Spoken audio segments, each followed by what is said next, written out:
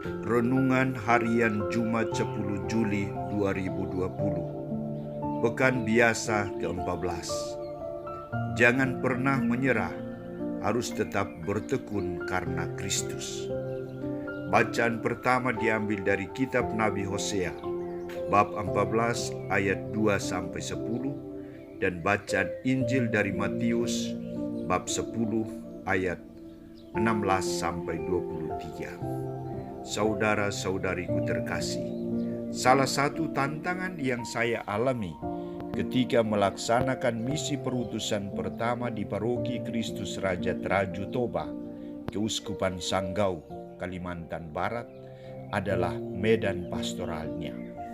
Sarana transportasi untuk ke stasi-stasi adalah sepeda motor dan kadang harus melewati rawa yang panjang, berlumpur, dan licin. Harus melintas di atas 1 atau 2 keping papan. Bila takut dan ragu, pasti akan jatuh tercebur ke dalam rawa-rawa tersebut.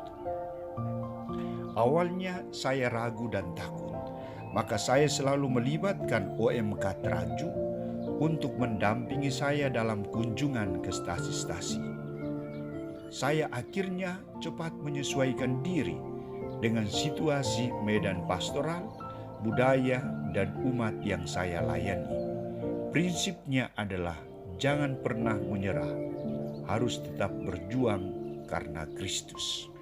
Saudara-saudariku terkasih, dalam lanjutan mandat perutusan Yesus, ada 2 hal yang disampaikan kepada para muridnya, yakni pertama, tantangan. Ia menantang murid-muridnya agar memiliki sikap militansi yang kuat dalam menjalankan tugas perutusannya, yakni cerdik dan tulus. Aku mengutus kamu seperti domba ke tengah-tengah serigala. Sebab itu hendaklah kamu cerdik seperti ular dan tulus seperti merpati. Para murid dituntut untuk cerdik, artinya penuh kehati-hatian dan bijak dalam tugas pelayanan mereka.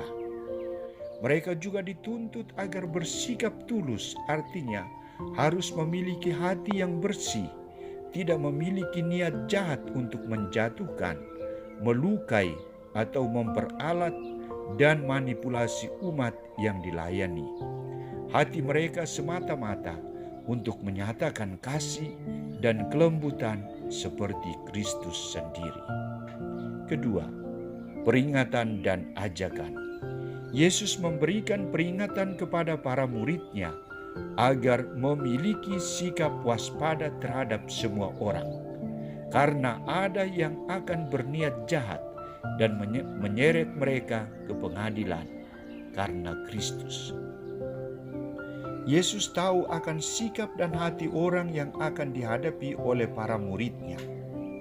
Ada yang baik, ada yang jahat, ada yang peduli, ada yang tidak peduli, ada yang menerima dan ada yang tidak menerima kabar sukacita Injil. Ia juga memperingatkan murid-muridnya agar jangan khawatir akan bagaimana dan akan apa yang harus mereka katakan, karena semuanya itu akan dikaruniakan kepada mereka oleh Roh Bapa. Dia yang akan berkata-kata di dalam mereka.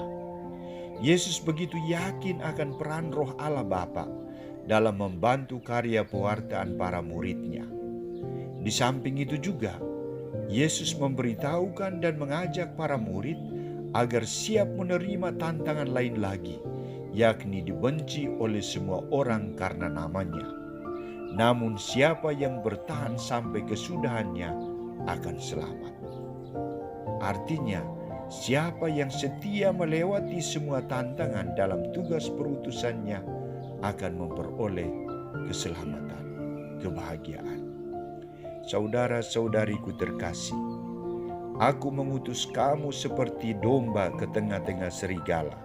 Sebab itu hendaklah kamu cerdik seperti ular dan tulus seperti merpati.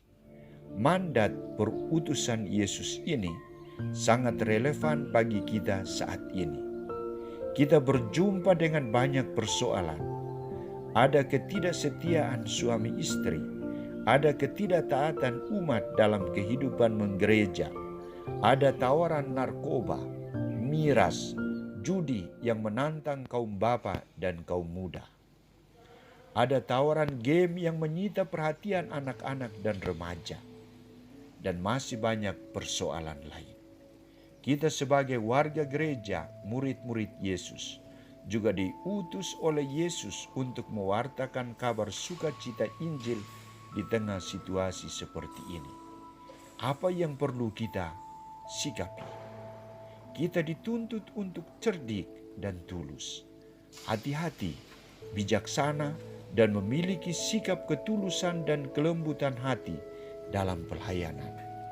Kita juga dituntut untuk memiliki sikap waspada dan tidak perlu khawatir, karena Yesuslah yang mengutus kita untuk melaksanakan tugas perutusannya. Ia akan membantu kita yang setia dalam tugas perutusannya. Maka prinsipnya adalah jangan pernah menyerah, harus tetap berjuang karena dan bersama Kristus. Amin.